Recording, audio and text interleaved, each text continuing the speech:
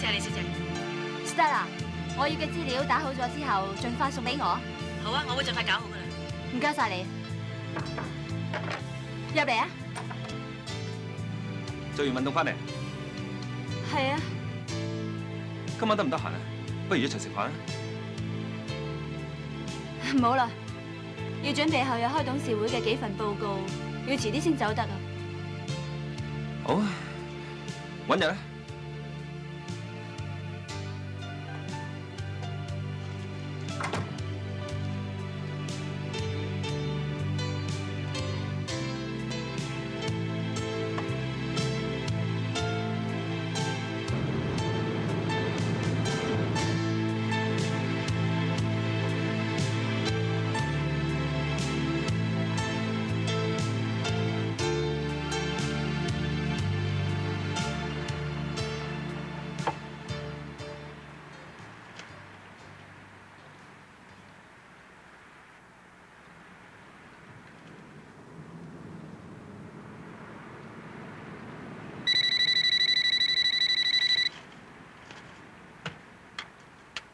喂，我係。你係邊個啊？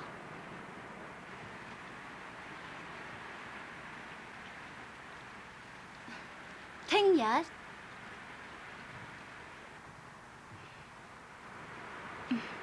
好啊，聽日見啦。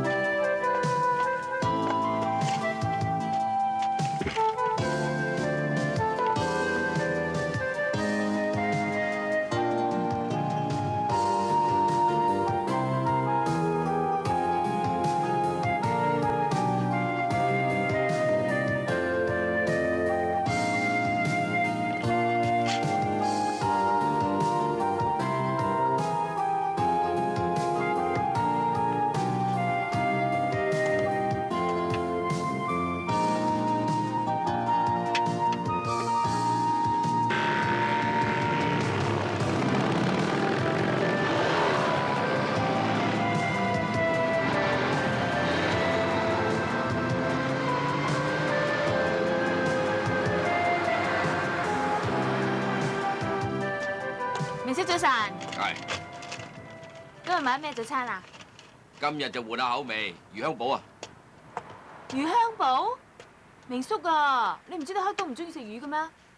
哎呀，佢呢種嘅唔同做法啊嘛，味道係唔一樣。老實講啊，擺入口入邊啊，咩都分唔出啦。冇咁離譜啊嘛？本來就係，但我就分唔到啦。唉，其實係我懶等，其他嗰啲都係慢啲，魚香堡就快啲喎，咁咪算咯。間鋪頭人多到不得了，好似領救濟金咁。咁點解生意咁好啊？你唔記得啲學生要換 Kitty 貓啊嘛？哦，唔怪得。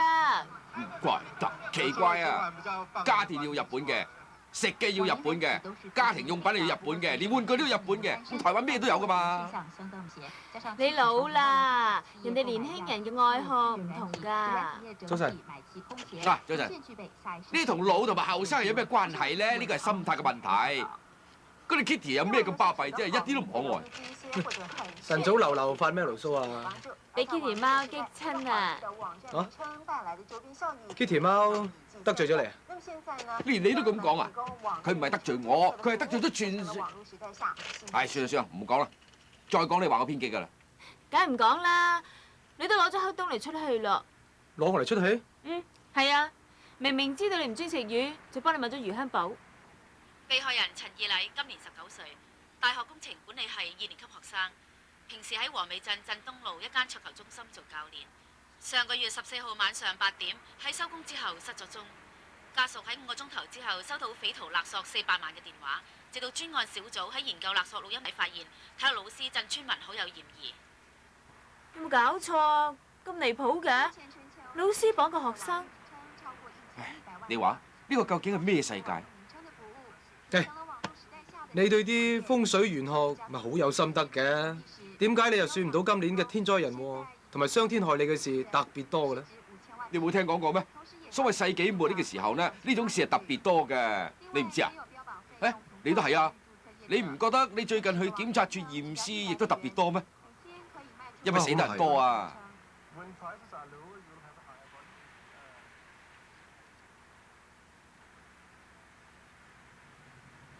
呢3次係飯後食，呢一隻咧就每晚臨瞓前食。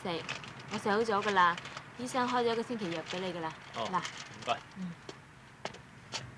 唉，毛毛啊，今日唔好食飯盒啦，黑東都未食早餐，我哋出去食啊！真嘅？好啊！不過明叔啊，你一定要話明呢個唔係我主意嚟噶，免得到時候話我嬌生慣養。哎呀，得啦。做咩？哦，冇乜嘢。對唔住啊！你又真係識揀嘢訂嘅喎，呢個牌子好難買㗎。我又唔係專登嘅。係得啦，佢嚟得一次啫，打電話去叫佢哋送過嚟咁咪得咯。誒，快啲快啲，掃下佢，我哋出去啦。出去食？我請客啊！喂？沈生啊？喂。我係檢察官啊。你好，檢察官。我哋呢度發生命案，你可唔可以趕過嚟啊？冇問題。地址咧？自強路2段300號。好，我即刻過嚟。唔使你請啦，有命案啦。好，你去賺外快，我度毛毛食。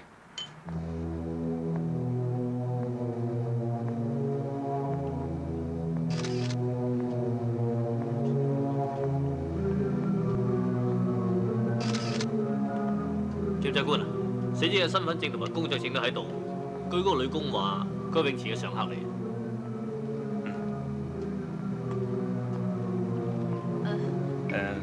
佢每日都嚟㗎。唔係㗎，佢1個星期嚟2、3日到啦。佢中意揀中午嘅時候嚟嘅，然後就再翻工㗎啦。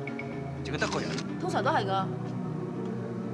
點解佢嚟嘅時候呢度全部都冇人㗎？食午飯嘅時間嘛，或者佢中意揀冇人嚟嘅時候咯。檢察官你好。嚇！你嚟咗好耐。沈法醫你好啊，打電話俾你嘅時候我就嚟㗎啦。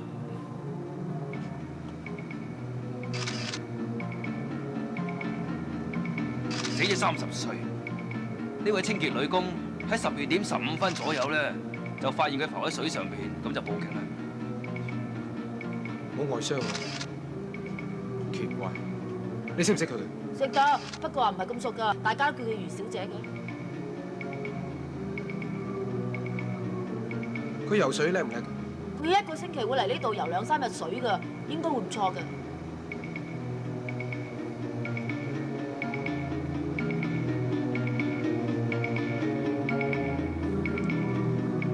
死者大概喺半個鐘頭之前斃命嘅，肺部有積水嘅現象，可以確定係浸死。需唔需要解剖啊？如果要知道佢浸死之前內臟功能有冇異常狀況，比如話心臟先停止之類啦，咁就要解剖先至可以知道。哦，咁真係需要啦，麻煩你啊！通知佢哋現場可以解禁啦，將屍體送去法醫館嗰度解剖，等報告出嚟先至再研究啦。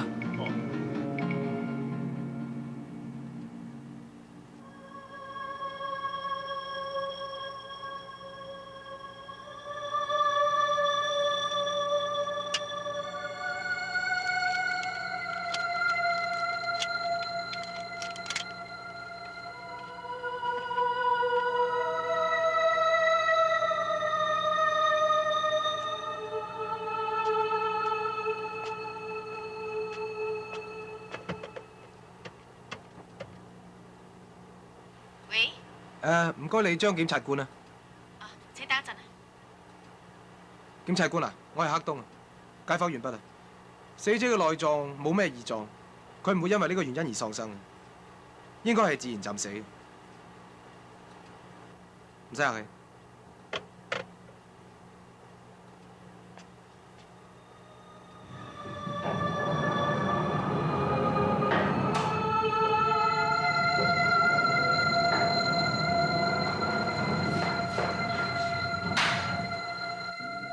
你腸胃唔好啊，平時飲食方面咧就要注意啲啦。我而家開3樣藥俾你先，你翻屋企依時食，應該冇事噶。哦，唔該晒你啊。嗯。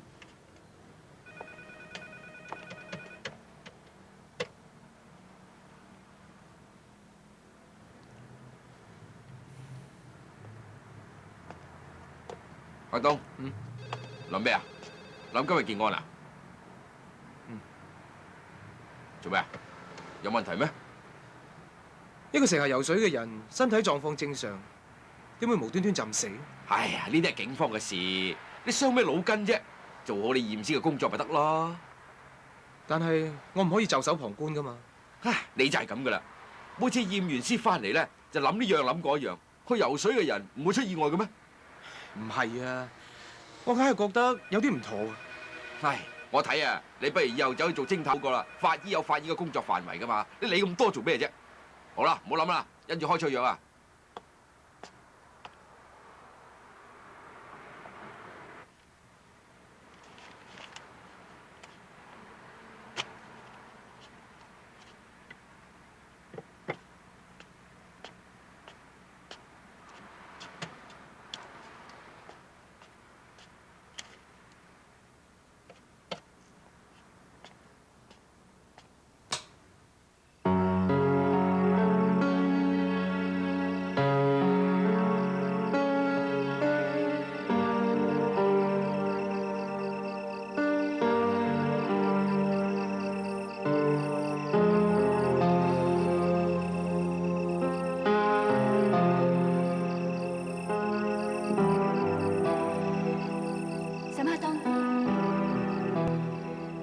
沈克東，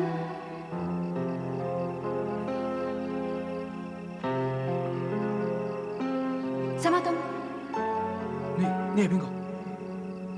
你唔記得我啦？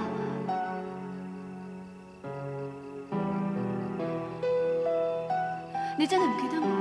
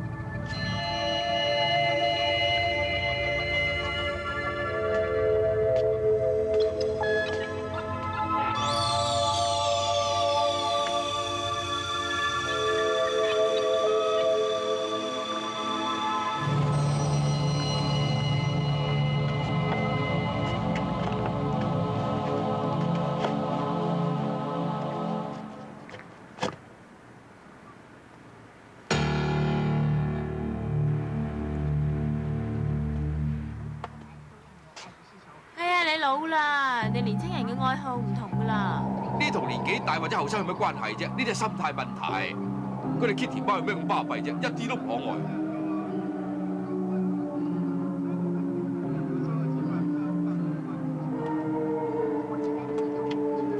今朝食咩早餐？明星同你作對啊！明姐唔中意食魚，偏偏買魚香堡。今日幾多月幾多號1月7號咯。星期幾？星期5咯。做咩啊？你琴晚瞓得唔好啊？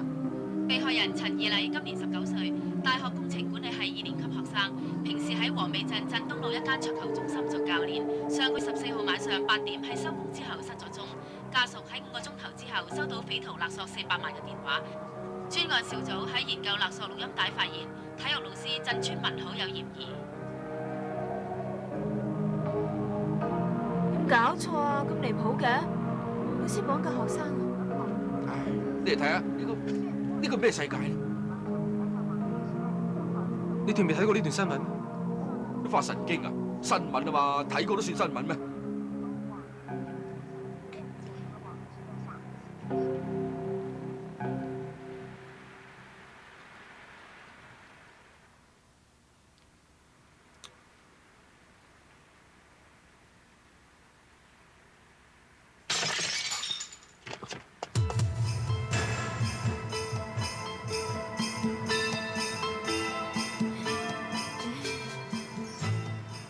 你打爛個樽啊！我唔小心一時失手啫嘛。做咩啊？唉，小心打爛一樽啫嘛，使乜咁緊張啫？使唔使咁大反應啊？佢唔係第一次㗎啦。誒，邊度有啊？我幾時打爛過啊？就算係有啊，咁又點啫？唔係啊，我想話，喂，沈生，我係檢察官。係檢察官你好，有命案發生啊，過嚟好嘛？冇問題，地址咧？自強路2段300號。好，我即刻過嚟。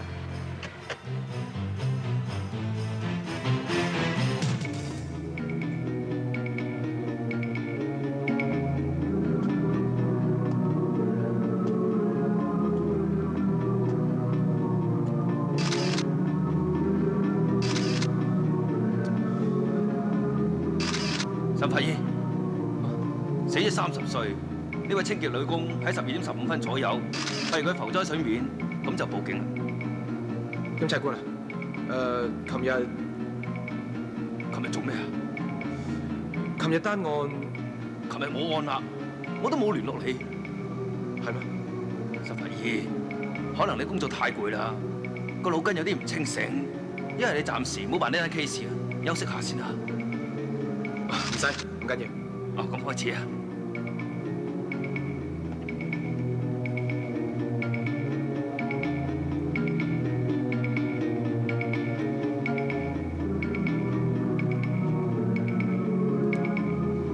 你識唔識得佢？識，不過唔係咁熟噶，大家叫余小姐咁。咁佢游水叻唔叻？佢1個星期嚟呢度游2、3日水，應該唔錯嘅。死者應該喺半個鐘頭之前黎明嘅，肺部有積水嘅現象，應該可以確定係浸死。沈法醫啊，如果要知道浸死之前內臟功能有冇異常狀況，比如話心臟先停止跳動之類咧，咁就要解剖先至可以知道。咁就要解剖啦，麻煩你啊！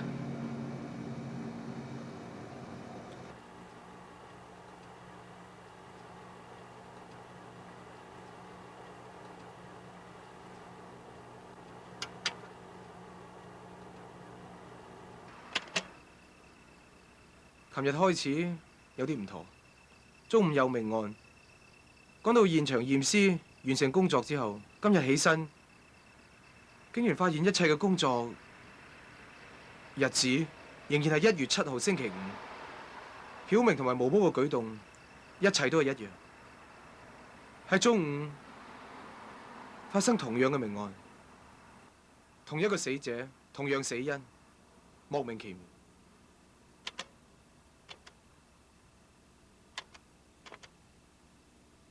同一個死者，同樣死因，莫名其妙。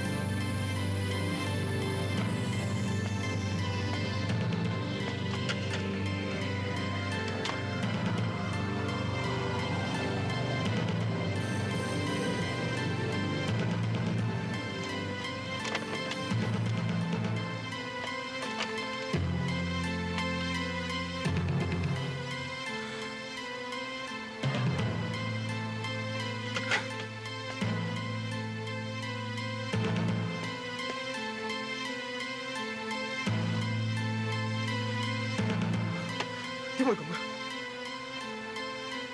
點會咁嘅？冇可能嘅，點會咁嘅？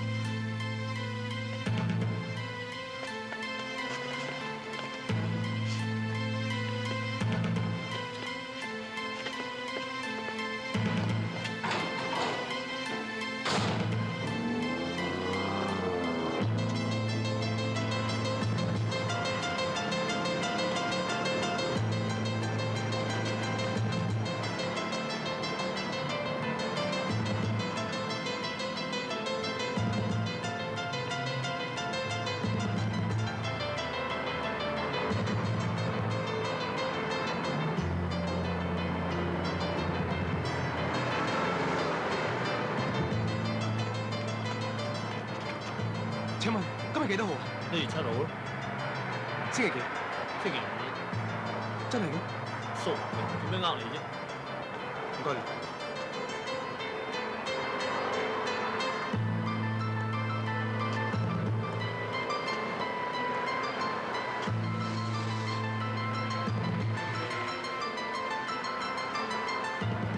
誒，經濟先生，請問今日幾多號？星期幾啊1月7號星期5咯。真係嘅？係啊。喂，你冇事啊嘛？嚇？冇事冇事。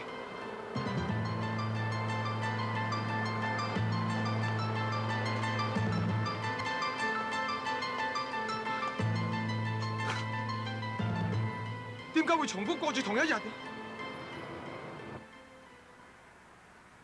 被害人陳義禮今年19歲，大學工程管理系2年級學生，平時喺黃尾鎮鎮東路一間桌球中心做教練。上個月14號晚上8點喺收工之後失蹤中，家屬喺5個鐘頭之後收到被投勒索400萬元。好啦，呢個世界就嚟玩完啦。喺公司真傳物可有嫌疑，跟住落嚟係財經。明叔，你琴日未睇過呢段新聞咩？你發神經啊！新聞啊嘛，我睇過都算係新聞咩？我知你一定會咁講，唔係咁講點講？唔係，因為你琴日講過，我尋日講過，我仲知道你今日買咗個魚香堡添，你點會知道㗎？因為同琴日一樣啊！點會一樣啦？琴日食腿蛋包嘛。喂，呢度講咩啊？我都唔明嘅。唔知係琴日，前日都係一樣啊！你到底喺度講乜嘢啊？唉，我話俾你哋知，我已經過咗3日同樣嘅日子啦。咩啊？咩3日同樣嘅日子啊？今日1月7號星期5，我已經過咗3個1月7號星期5啦。咩意思啊？你有病啊？我知你哋一定唔信我噶啦，但係我真係過咗3個星期5啦。每晚翻屋企，我都有畫到日曆噶，但係一起身又係星期5啊！你發夢啊？唔係，仲有我出門口綁鞋帶，鞋帶斷咗。第二日起身，鞋帶又冇嘢喎，但係一着鞋又斷多次。講翻呢度，電視新聞講翻同一樣嘅嘢，你又係買魚香堡，仲有毛毛、藥水樽，同樣打爛一個，完全都係一樣嘅。我點會啊？我從來都冇打爛過藥水。你翻嚟咪太攰，疏疏地咩？3次啦，今日係第3次啦。好，我個腦疏疏地，有幻覺，咁都唔會一連3次係嘛？我同毛毛都覺得好正常喎。前日、琴日、今日，日日都唔同，唔通我哋有問題？我淨係今日俾嗰隻 Kitty 貓啊激到我買。係啦，Kitty 貓，你講咗3日啦。我幾時有講過啫？唉，黑洞啊，呢個可能係第六感啊！我哋每個人咧都有啲有時咧我哋會突然間發現眼前嘅一切環境啊、人物，甚至係個人嘅動靜咧，都好似見過嘅。呢種情況咧就係第六感啦。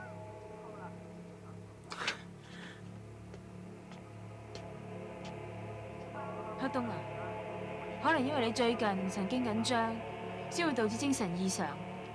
輕微嘅會頭痛、頭暈，嚴重嘅就會好似你而家咁樣。黑東啊，你自己做醫生嘅，唔多唔少都識啲㗎。我睇你得閒去睇一下腦神經外科，檢查一下腦部啊。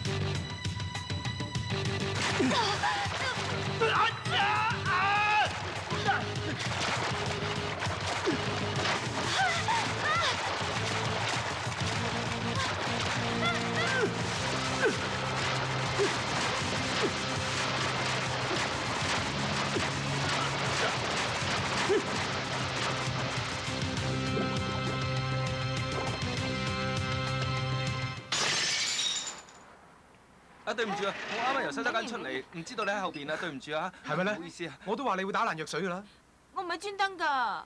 你梗係唔係專登噶啦？但係證明我講嘅嘢冇錯啦。你睇到啦，佢打爛藥水啊！啊，唔好意思啊，唔緊要醫生，唔緊要對唔住啊。我話俾你哋知，呢個係檢察官嘅電話。泳池度發生命案，要我去驗屍，死者係個女人。喂，沈生，係檢察官你好，我呢度有命案啊，你可唔可以過嚟啊？冇問題，地址係志強路2段300號。好，我即刻過嚟。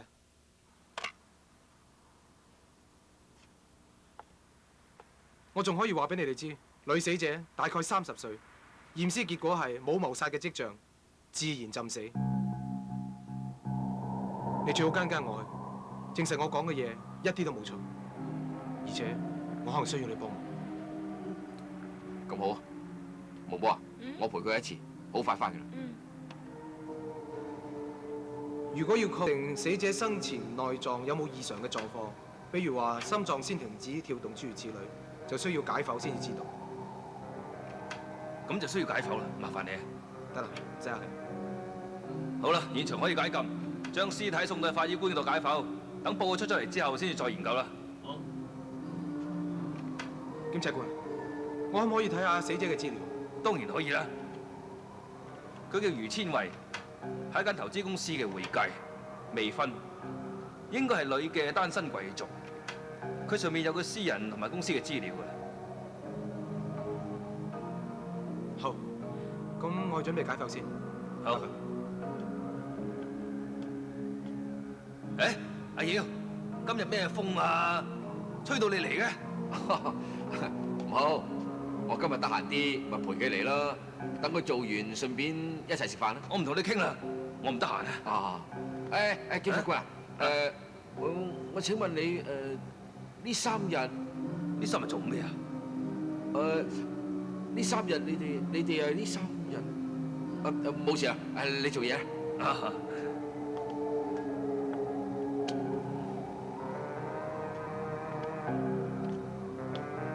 你覺得點啊？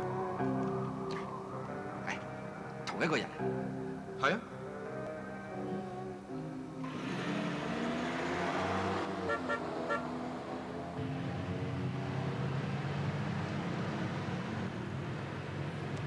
明叔啊，你對所謂靈魂學、第六感呢啲咁嘅怪事素有研究㗎。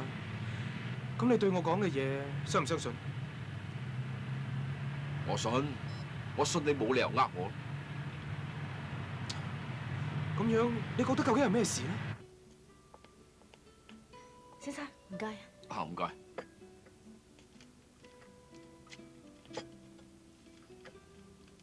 先生，你杯咖啡。唔該。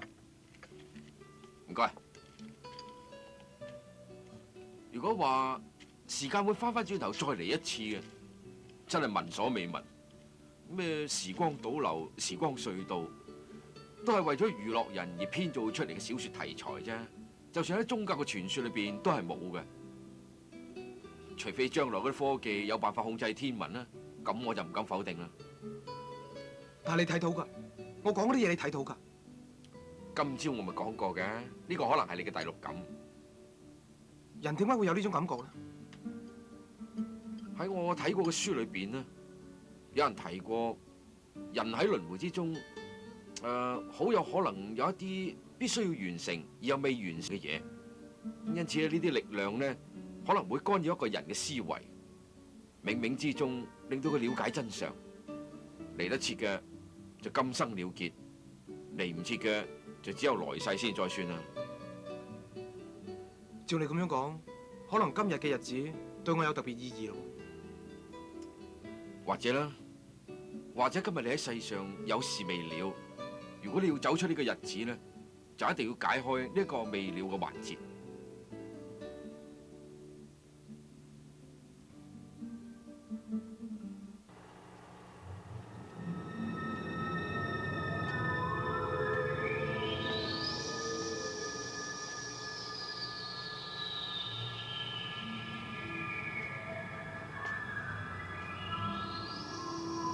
余小姐，我根本就唔識得你，點解會同你有關聯？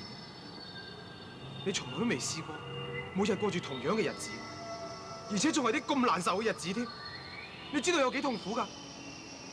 我求下你，你再現身一次，同我講清楚啦，可唔可以啊？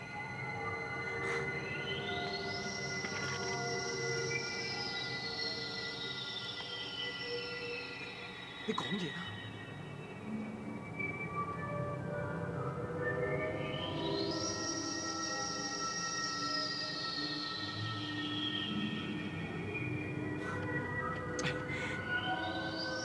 你講嘢啊！我求下你，你講嘢啦！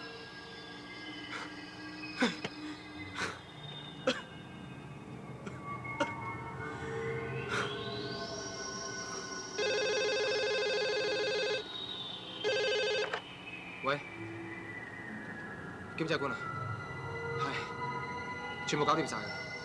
死者喺死之前內臟完全正常，應該係自然浸死。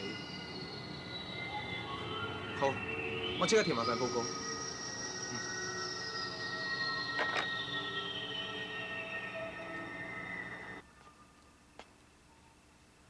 你唔好再諗啦，好唔好？就算你所講嘅係真嘅，都係你一種幻覺嚟啫。因為你長期以嚟都精神緊張，先會導致精神出現問題。你成日胡思亂想，我諗你聽日去睇下腦神經科好啦。呢件事唔係咁簡單嘅，好似有啲咩力量唔肯放過我咁。呢就係精神病嘅前奏啊！如果你再咁落去，你會越嚟越嚴重嘅，你知唔知？你唔係我，你冇呢種經驗，你梗係咁講啦。聽我話啦，早啲休息，要諗嘅聽日先諗啦，好冇？聽日，我已經等咗2個聽日啦，每日發生嘅事都係一樣啊！你叫我點樣解決啊？事情都已經發生咗咯，可以點解決啫？明叔講得啱，你係法醫官，又唔係警察，呢啲唔係你嘅責任啊！呢3日嘅過程，我覺得我有責任。3日咩3日啫？都係你自己諗出嚟嘅。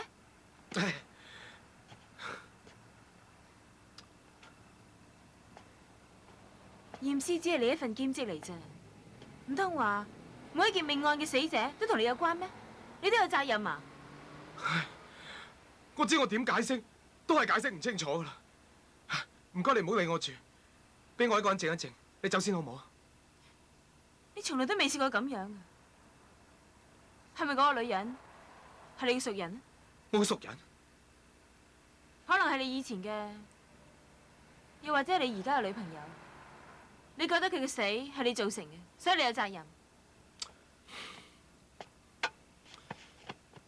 如果真係嘅話，你可以唔使瞞我啊，反正佢都已經死咗。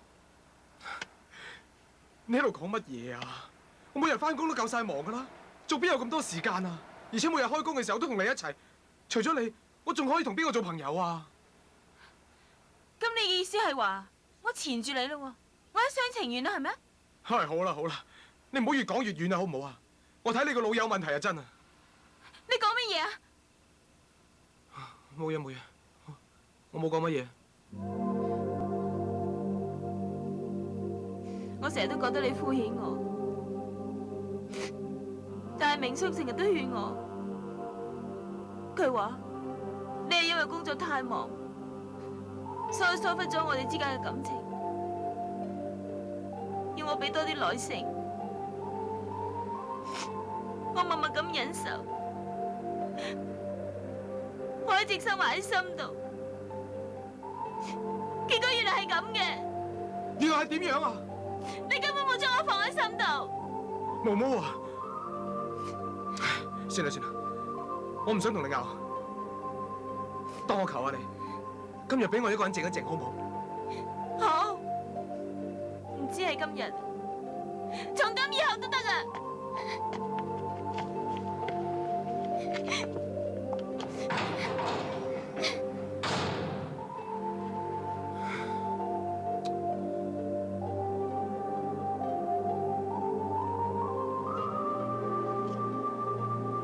熟人，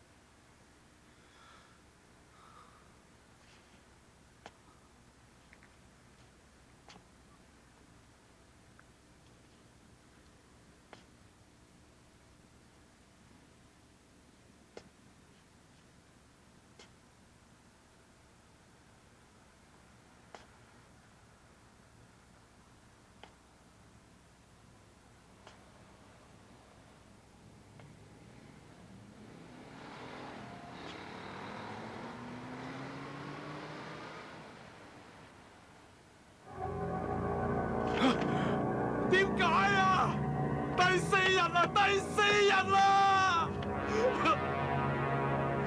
點解會咁樣？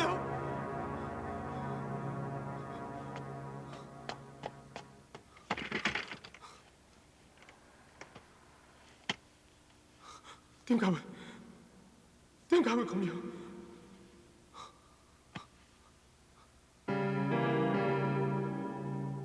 啲千卉嘅出現並唔重要，重要嘅係呢一日，1月7號星期五，或者有特別嘅意思。1月7號星期五，1月7號星期五。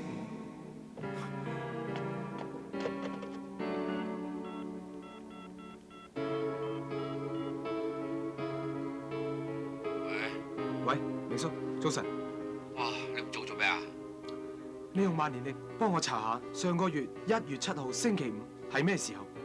你查呢啲嚟做咩啊？唉，你唔好問咁多先啦，返到診所交俾我。好啦，我幫你查。唔該。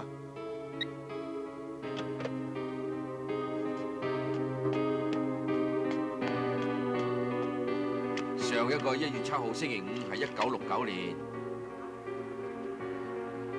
1969年，我先得8歲。唔該。喂，你走都咁急做咩啊？你唔睇病啦？對唔住，今日上晝我唔睇病啦。呢度都發生咩事啊？我話俾你哋知，一陣你哋睇電視會有一段老師綁架學生嘅新聞，仲有你會打藍樽藥水。中午檢察官會打電話嚟揾我嘅，幫我話佢知，我已經去緊佢度。喂！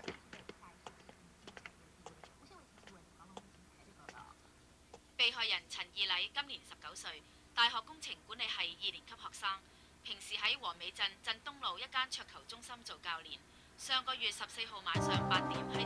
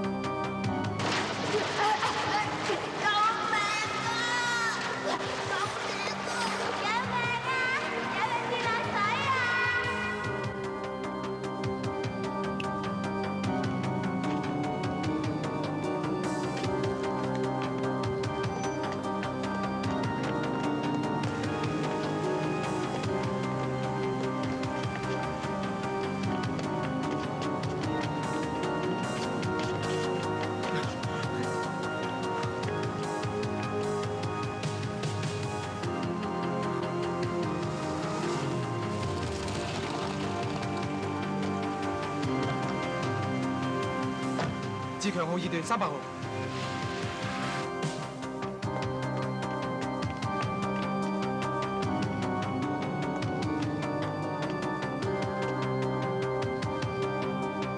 先生，呢度係游泳池，你唔可以咁樣入嚟㗎。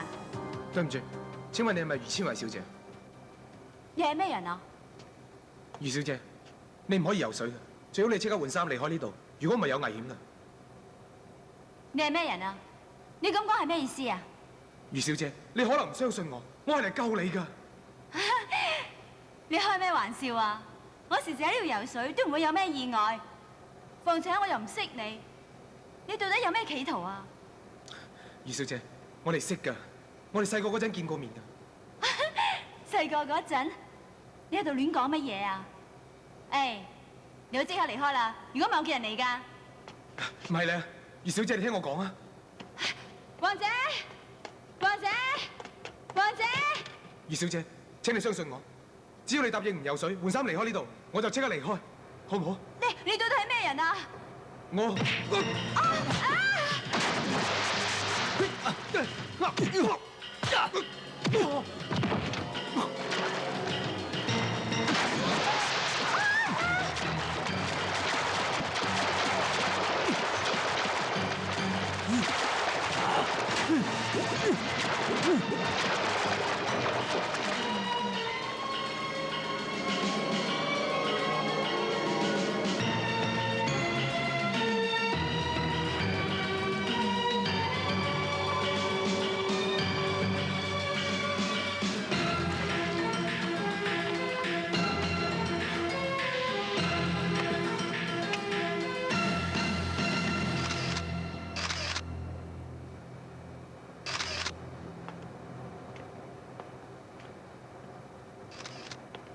我打電話去你診所，阿妖話你已經嚟緊揾我就覺得好奇怪。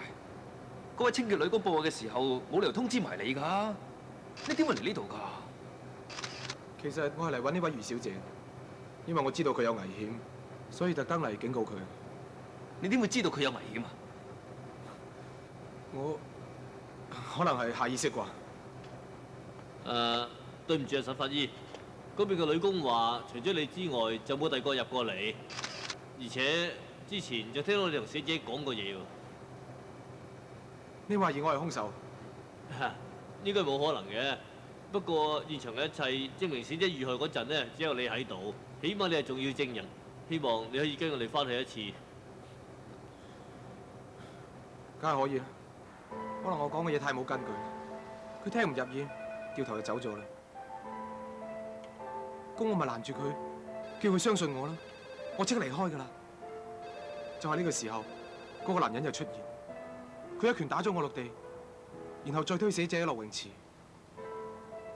之後我同嗰個男人搏鬥過嘅，結果我俾佢打暈咗。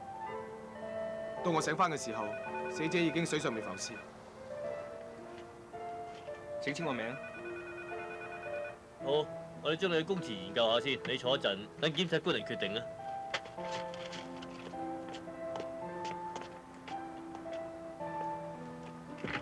喂，到底係咩事啊？你識得嗰個死者嘅咩？你話俾我知先。我講嘅電視新聞，毛毛打爛藥水，仲有檢察官打電話嚟叫我驗屍，有冇先？啱，有啊，啱啊。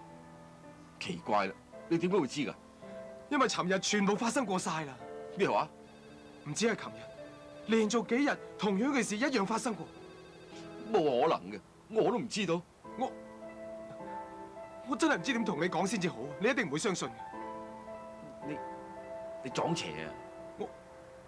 唉，算啦，呢件事第二個人係幫唔到我嘅，只有我自己可以解決，唯有靠我自己。沈法醫，驗屍報告出咗嚟，判斷係自然浸死，並冇任何內外傷，好有可能係先被兇手推落水，再設法將佢溺斃。檢察官啊，你咪認為係佢做㗎嘛？應該冇可能嘅。不過無論點樣，呢一宗都係謀殺案，喺我哋查案當中，或者成日都要麻煩沈法醫協助，隨傳隨到嘅。乜嘢都冇所謂啦，救唔到佢，嘈咩喺度冇用，日子都係過唔到嘅。喺你離開之前，我想問你一啲問題。你同死者究竟係咩關係？識咗幾耐啊？識咗23年。咩話？識咗23年？係。我。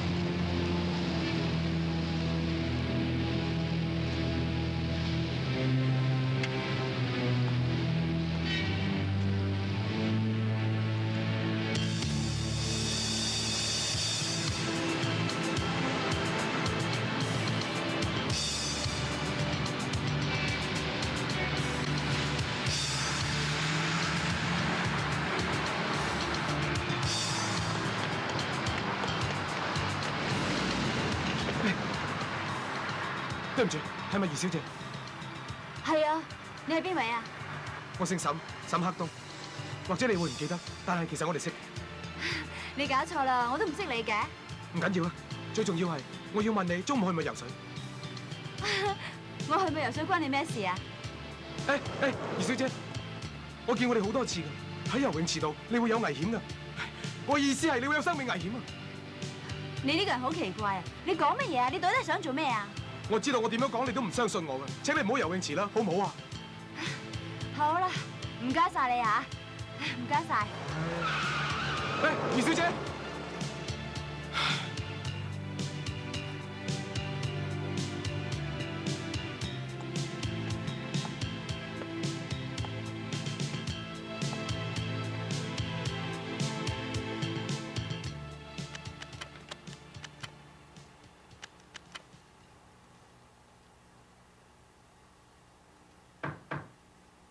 入嚟啊！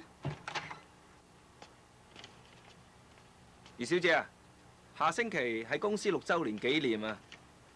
呢啲係總經理送俾各部門主管嘅紀念品嚟㗎，呢份你㗎。唔該。唔使。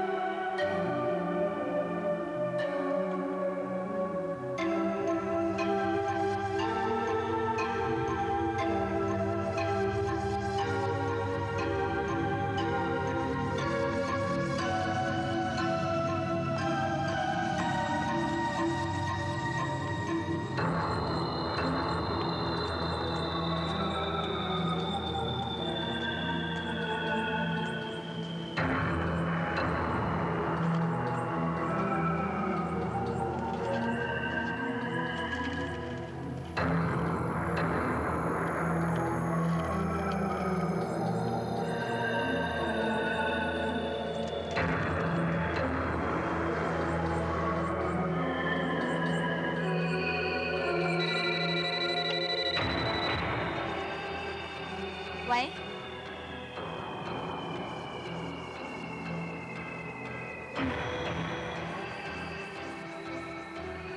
好啊。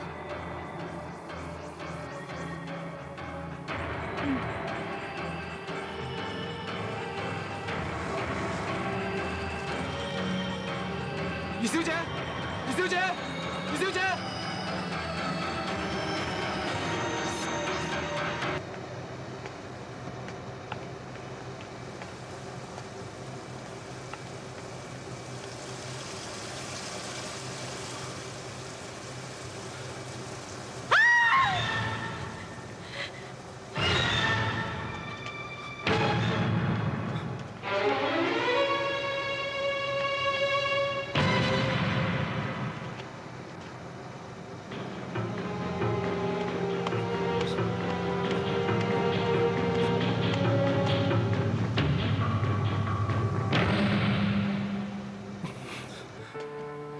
你點搞㗎？上晝又唔去診所，成個下晝又心不在焉，你到底發生咩事啫？今日單命案同你有關係㗎？可以咁講啊。本來我係去救佢，不過去到現場，佢已經俾人殺咗。你去救佢？佢係咩人啊？你點會知道佢生命有危險㗎？佢係一個做會計嘅女仔嚟嘅，其實佢係我以前朋友嚟，好耐冇見面啫。點解冇聽你提過話你以前有女朋友嘅？唔係女朋友，係朋友啫。不過佢曾經救過我一命，而家佢有危險，我好應該去救佢啊！咩話？你有個救命恩人，點解咁大件事未聽你講過嘅？我本來已經唔記得咗噶啦，件事已經係23年前噶。23年前嗰陣你係細路仔嚟啫喎。咁點解後來你哋又見翻面啦？我哋冇見翻面啊！唔係，有見翻面，不過唔係普通嗰種見面。咩啊？唔係普通嘅見面？咩意思啊？毛毛啊，你唔好亂諗啦。佢唔係我女朋友，以前佢唔係，而家亦都唔係。佢只係我嘅救命恩人啫。佢有危險，我好應該救佢噶。就算換咗係你哋都會咁做㗎，好正常啫嘛。冇錯，我問下其中嘅經過都好正常啊。你點解神神秘秘、吞吞吐吐啊？我唔係吞吞吐吐啊，只係我唔知應該點講啊。好啦，毛毛啊，件事都過咗啦，唔好再逼佢啦，費事大家唔開心啦。咁又唔係喎，唔理我講乜嘢，對你嚟講，聽日都會煙消雲散，根本唔存在。嘿，你又唔使咁講，死嘅係你嘅恩人，我哋都好同情佢。不過，既然佢係過唔到呢一劫嘅，你都唔好怪自己啊！你都盡咗力啦。其實係我冇用，我救唔到佢，我一定要諗個辦法，我一定要救佢。你真係諗到黐咗啦！人都已經死咗啦，仲話要救佢？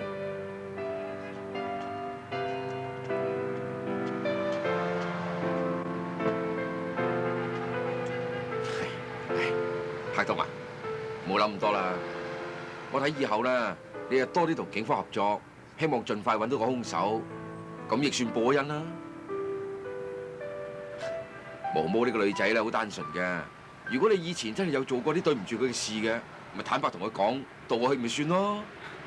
而家根本咩事都冇啊！你唔好幫佢嚟煩我好唔好啊？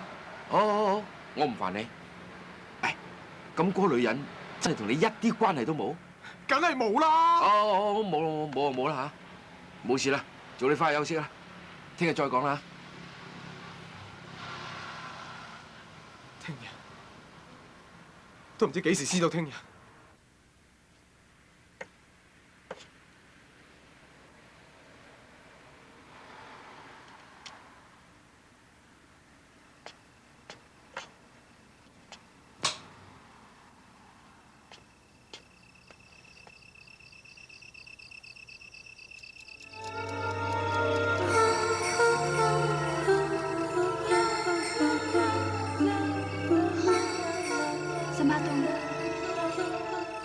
沈夏東，沈夏東，你已經認得我啦，點解仲唔救我啊？余千惠，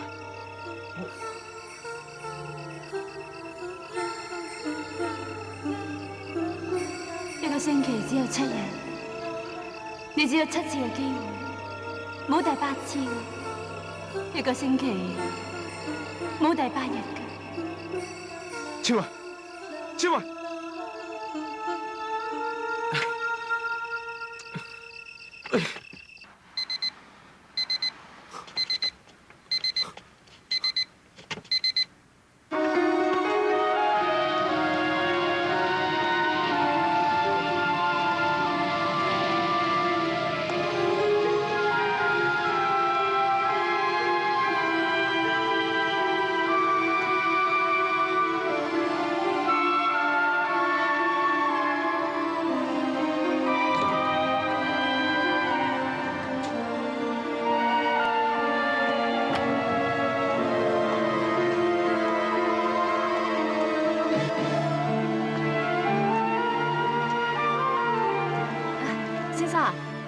可以幫到你㗎？你好，我姓沈嘅，我想揾余千惠小姐。法醫官，請等一陣啦。喂，余小姐啊，出邊有位沈法醫官揾你啊。法醫官揾我做乜嘢啊？余小姐問你有咩事喎？我有啲好緊要嘅嘢同佢傾傾，唔使傾好耐。佢話有啲好緊要嘅嘢同你傾一傾，唔使傾好耐喎。咁樣啊？好啊，請佢入嚟。好啊，余小姐請你入去啊，呢邊最後嗰間。唔該。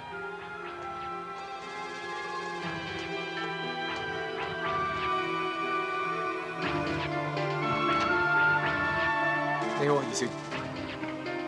新法醫係嘛？係。咁唐突，唔好意思喎。啊，唔緊要，請坐。坐。你揾我有啲咩重要嘅事啊？唔會同警方案件有關係嘛？可以咁講啦。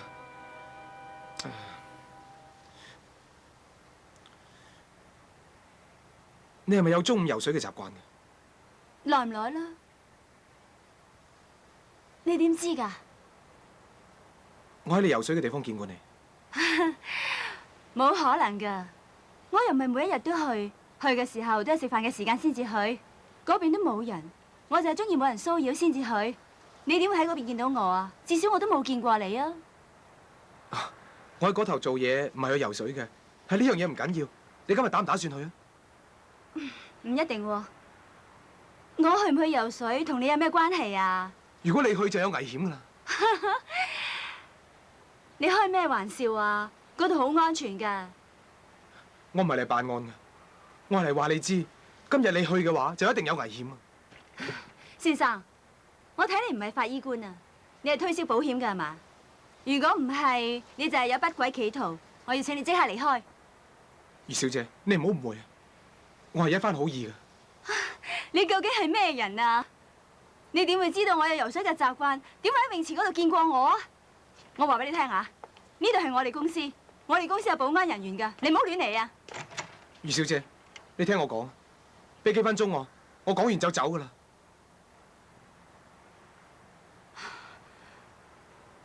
好啊，你講。其實我哋以前係識㗎，只不過可能你唔記得咋。我哋係識嘅，幾時啊？應該係23年前。當時我哋仲係細路仔，我屋企係喺雙溪度，你應該都係嘅。嗰時咁細個，我唔記得啦，好似係住喺郊區嘅。應該係啦。如果唔係，你唔會一個人去嗰度嘅。我細個好貪玩嘅。有一日，我去咗瀑布嗰度玩，我為咗捉一隻烏龜仔，跟住佢走咗落條溪度，而且不知不覺咁走咗去深水都唔知。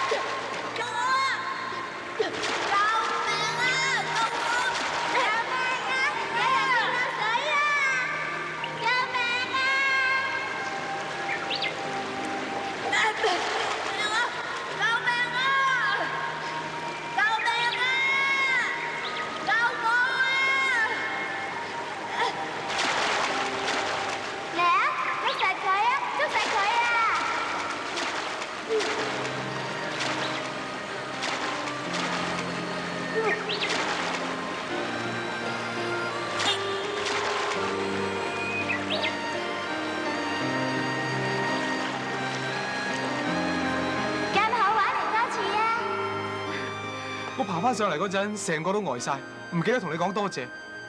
你居然好天真咁講，咁好玩，嚟多一次啊！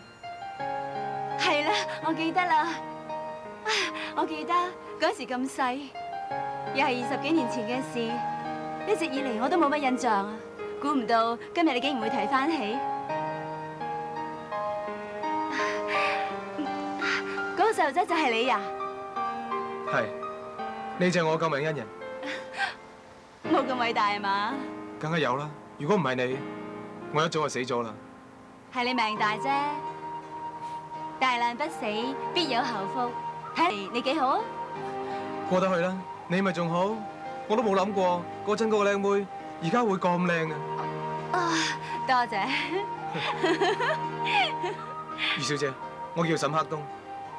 而家你信我唔係壞人啦？頭先對唔住啊，不過你都唔能夠怪我噶喎。梗係唔會啦，我知咁樣好唐突嘅。你點解會忽然間諗起呢件事嘅？你又可以揾到我，仲有係啦，又憑呢件往事，又話我游水有危險，我真係唔明啊！呢一點又要請你聽我解釋清楚。入嚟啊！余小姐啊，打攪晒啊！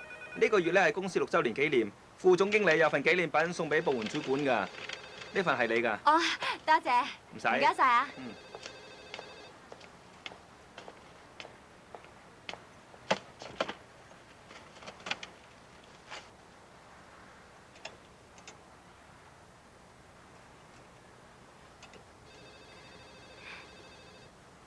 我哋副總好會收買人心㗎。嗯。啊，對唔住啊，你講啊。話你知，你救我嗰日同今日嘅日子係一樣，1月7號星期五。真嘅？係我查到嘅。咁你就認為今日調翻轉頭應該係我有危險，所以你就走過嚟救我咯唔係我認為，係真有此事。喎。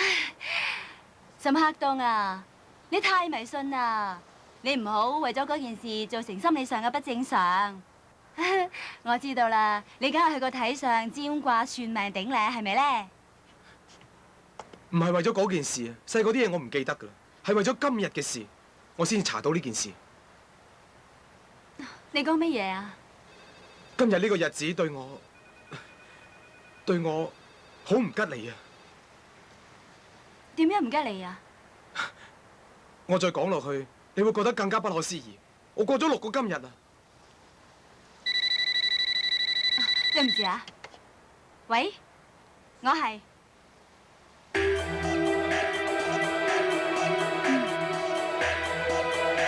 好啊。哦，我知啦。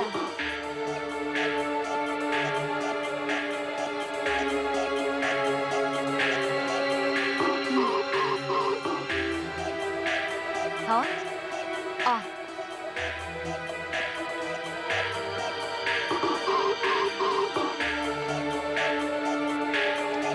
余小姐，你喺邊度啊？冇去啊！余小姐。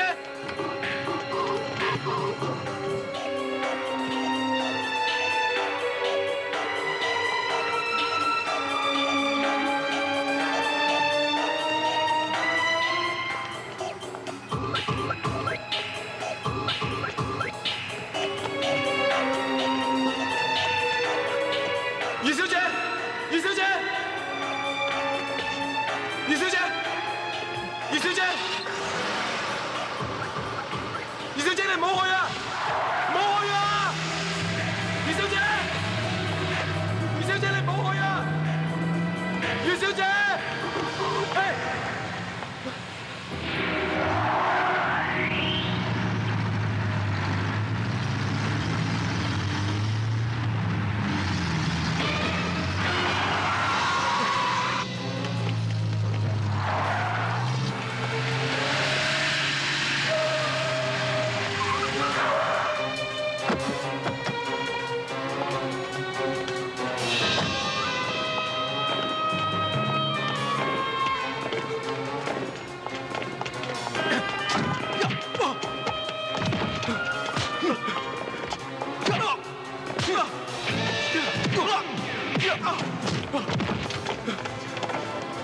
你係咩人啊？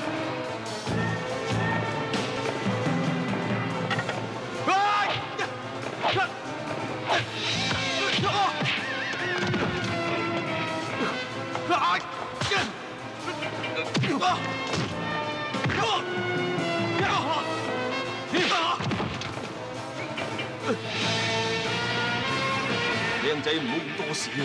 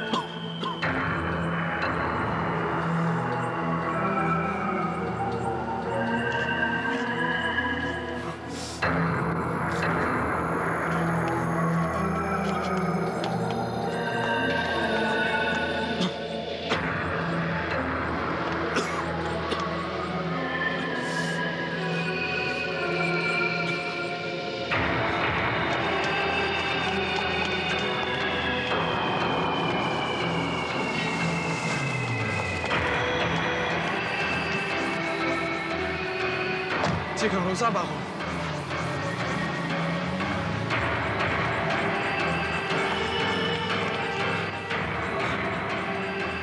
你係警察係嘛？唔係，我係法醫官。你報咗警未？哦，10分鐘之前打個電話咯。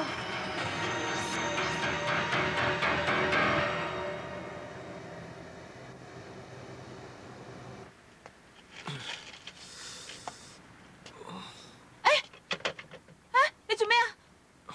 冇事，幫我攞啲藥水同埋紗布。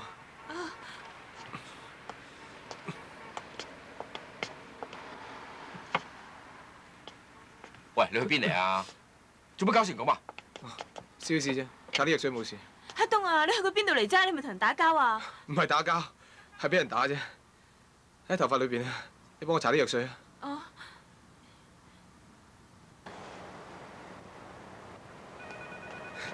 我要揾個男人，應該係你哋高級職員嚟嘅。上午我見過佢，大概有1.8米高左右，黑眼珠嘅。佢而家喺邊度？你咁講，我唔係咁清楚喎。佢叫咩名㗎？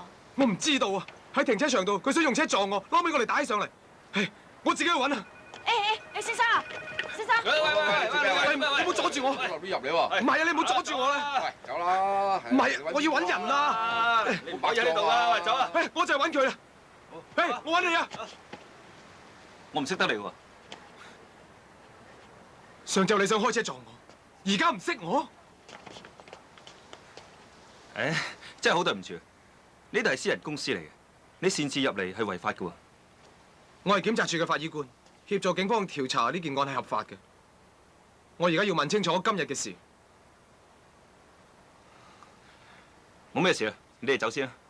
知啦，總經理。裏邊坐。有咩事即管問啊。你同余千惠小姐有咩特別嘅關係？我唔知道咩叫特別關係喎。佢喺公司擔當會計經理，係我嘅下屬，師弟係我嘅朋友，就咁簡單，冇乜嘢㗎。佢嘅死同你有咩關聯？有咩關聯啊？佢晏晝咧就好中意去游水嘅。佢游水池嗰邊出事，我喺辦公室，你話有咩關聯啊？咁我追佢嘅時候，點解你要阻住我？你嚟問我啊？我哋公司裏邊啊，所有人都唔識得你，淨係睇住你追住佢。佢係我朋友，我梗要阻止你啦，係嘛？不過當時你想攞我命喎。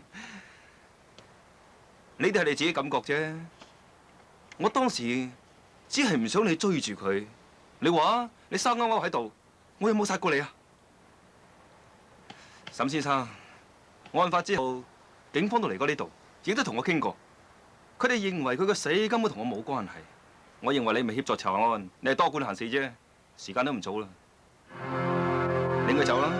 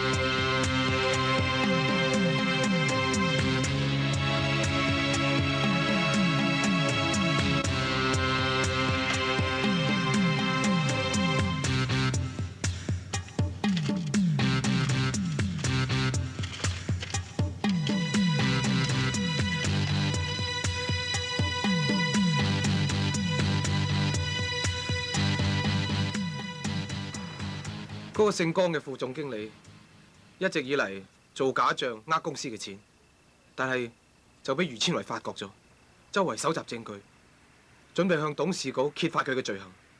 呢個就係佢要殺余千惠嘅動機。亦有可能。今日已經係第6日啦，我每次都好努力咁去救佢，但係每次都爭啲。今日本來可以成功嘅，但係諗唔到佢會喺嗰個時候走嘅。我從來都未聽過啲咁荒謬嘅事嘅。你一定會覺得好荒謬，但係我的確係咁樣過咗6日。聽日係最後一日啦，亦都係最後一個機會。再救唔到佢，我真係唔知咩時候先可以走出呢日。你意思係話，聽日亦會係1月7號星期5啊？係啊，一定會係。哎呀，你咪發夢啊！我唔知啊，我唔知係發夢、係幻覺、係第6感，定係催眠。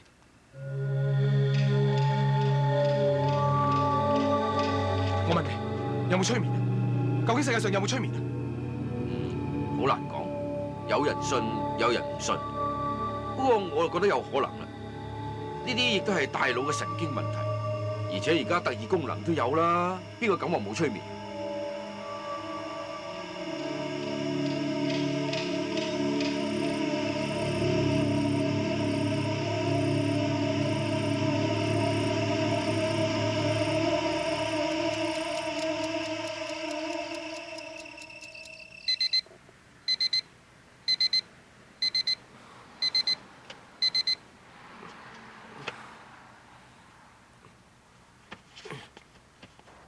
呢度係3年嚟我哋同其他公司嘅來往帳目。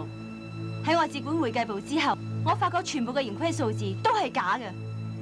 我身為會計經理，點可以唔理啊？余小姐喺商場上賺錢係人都想噶啦，淨係打份人工，唔諗下計嘅喎，一世都窮到窿啊！橫掂老細有的是錢，攞啲出嚟，有乜大不了嘅啫？呢啲係你嘅諗法，唔係小數目啊，係幾千萬啊！萬一老闆查出嚟，我點交代啊？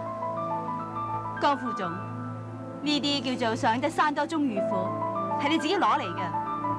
你大概冇諗到我會查到咧。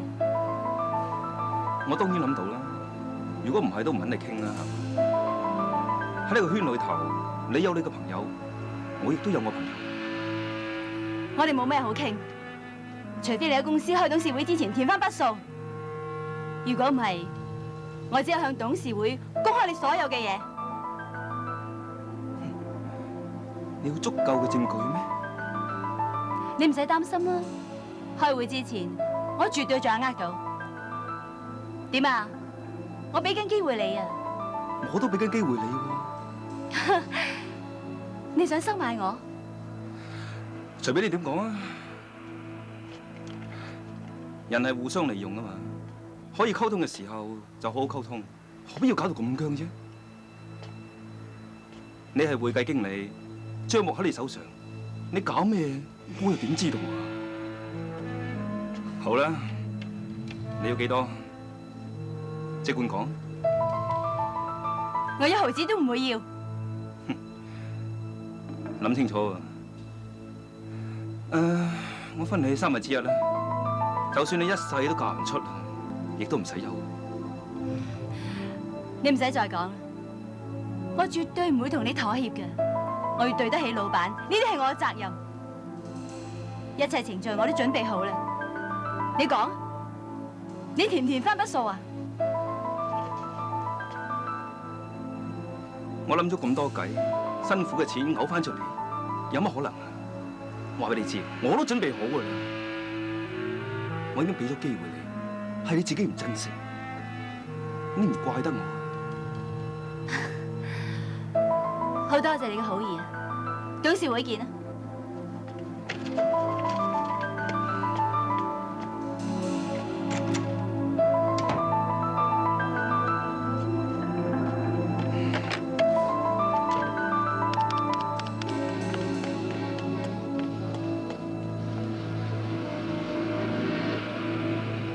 其實我哋以前係識得嘅。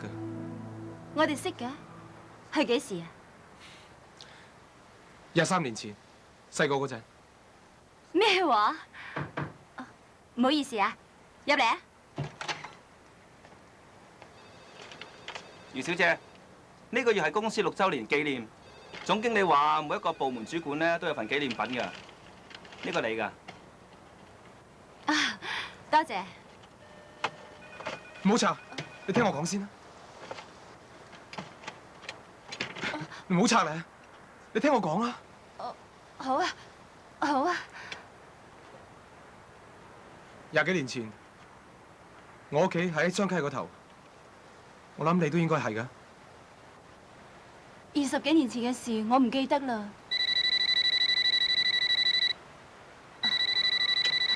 唔好意思啊。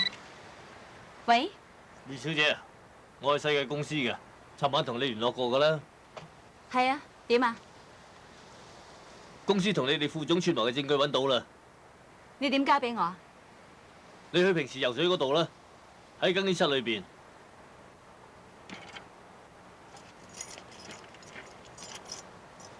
56號儲物櫃，裏邊有本帳簿嘅。唔係催眠。余小姐，喂，唔好俾佢搗亂！余小姐你唔好去啊！余小姐，余小姐你唔好去啊！余小姐，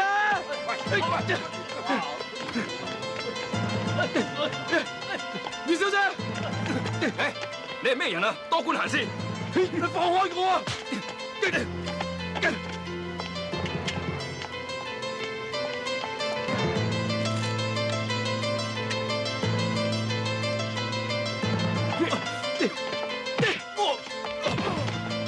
行開啊！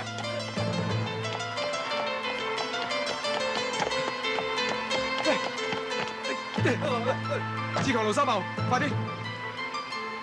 大佬啊，我唔係壞人嚟噶，我救人啊！好。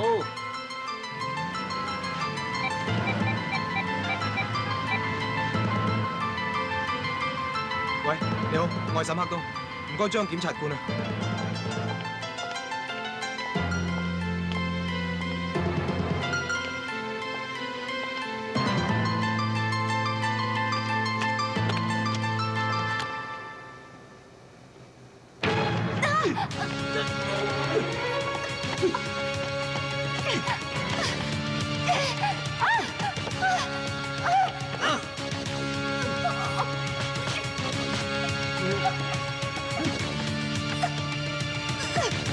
停手啊！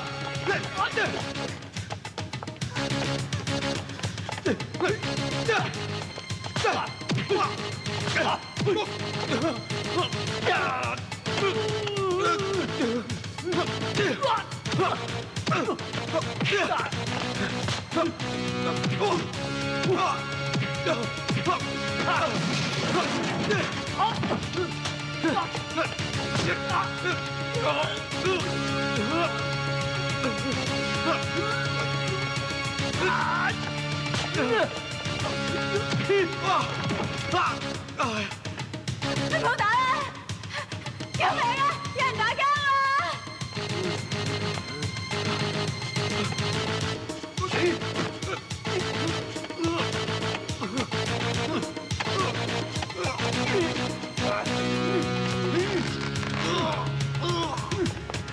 喂，停手！唔好啊！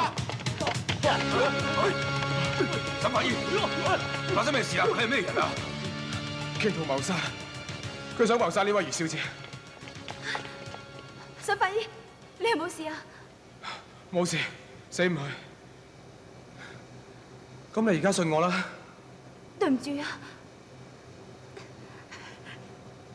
唔該。余小姐，你識唔識呢個人啊？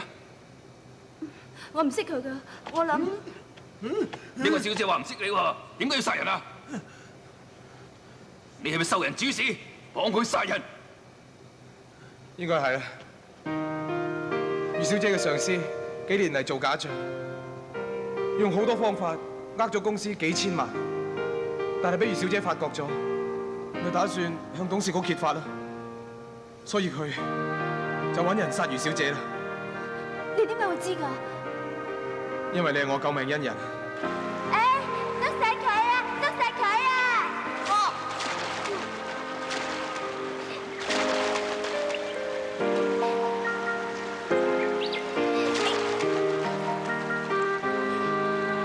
23年前，你就係咁樣救咗我。本來我已經冇晒印象，但係我突然間走唔出呢個日子，令到我千方百計都要揾出原因。所以我就諗翻呢段往事。我唔知道呢個係夢定係幻覺，定係一種冥冥之中嘅感覺，抑或係冥冥之中嘅一種力量，令到我知道20幾年之後嘅今日，調翻轉頭你有生命危險，咁我梗係要救你啦。真係諗唔到會有呢種事。係咪如果當年我冇救你嘅話，今日我就會死啊？講出嚟真係冇人信。但係呢個係事實，起碼提醒咗我哋，人生在世應該互助互愛。正所謂種一分因，得一分果。呢個經歷我一世都會記住嘅。使乜凍啊？多謝你啊！唔使多謝我，我係為咗自己啫。如果救唔到你，我驚我永遠都走唔出呢個日子。唔理點都好啦，我都係要講多謝。好啦，我返屋企，我仲有好多嘢要做，後會有期。好做。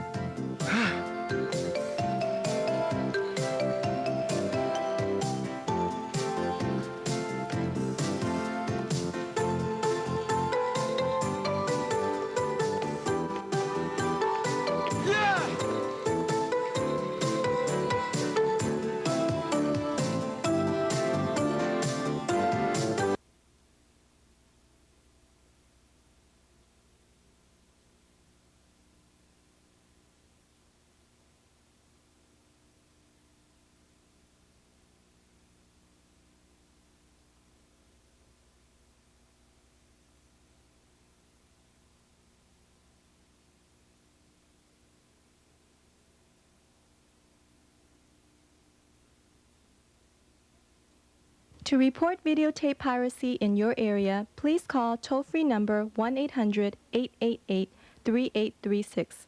All information will be confidential. 凡